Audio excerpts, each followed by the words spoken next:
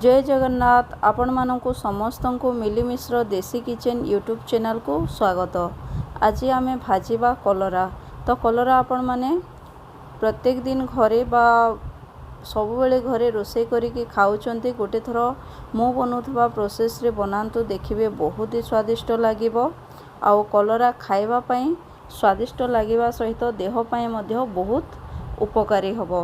तो चलंतु आमे आरंभ करिबा। देखंतु प्रथमे कलरा को एमती गोल गोल शेप रे काटी नेबे। बेसी पतला करिवेनी किंबा अतिशय मोटा करी मध्य काटिबेनी। तो देखंतु मु कलरा नै जेइछि। एटा होछि हाफ किलो रो कलरा। आपनक फैमिली रे जेते जण मेंबर्स अछंती आपण से हिसाब रे परिमाण कम बेसी करि परिबे। तो देखंतु कलरा को प्रथमे आमे गोटा धोई नबा। आउ एबे आमे बसैबा तेल कड़े। तो तेल कड़े बसला परे जिते कड़े गरम हो जिवो आमे दे दबा तेल। आपण माने आपण को पसंद हिसाब रे तेलर व्यवहार करि परिबे।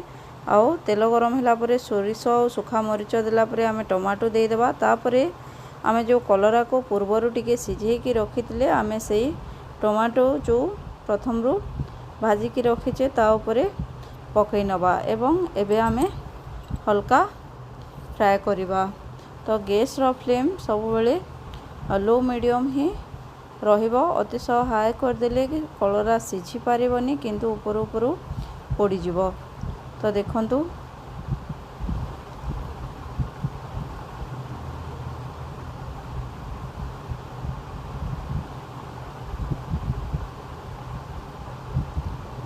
एहीपरि भावरे आपण माने कलरा को भाजी पारिबे। जदि कलरार चोपा मध्य आपण माने छड़े देले तार पिता अंश कमी जाई थाए किंतु ताहा देह पई सेते उपकारी हुए नहीं।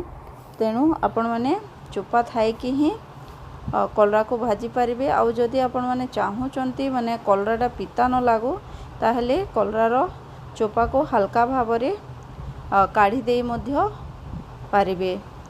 तो देखंतु हमर कलरा भजा हेई आसिलानी।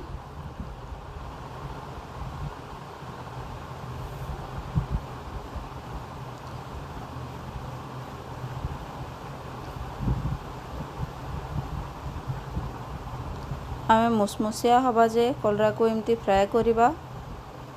तो छोटो छोटो साइज रो कलरा खाया को सेमती भी बेसी पिता ही न थाए। कलरा को तो आपण माने बहुत प्रकार खाउथिबे बा रोषे करथिबे। गोटे थोड़ा एमती सादा सिंपल वे रे बनांतु, देखिबे बहुत ही स्वादिष्ट लागिबो।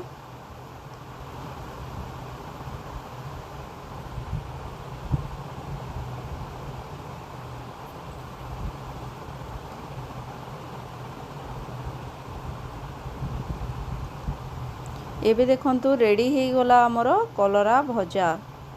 देखंतु केते सुंदर देखा जाउची। आखी को जेते सुंदर देखा जाउची खाइबा पई मध्य सेतिकी स्वादिष्ट बनिथिला।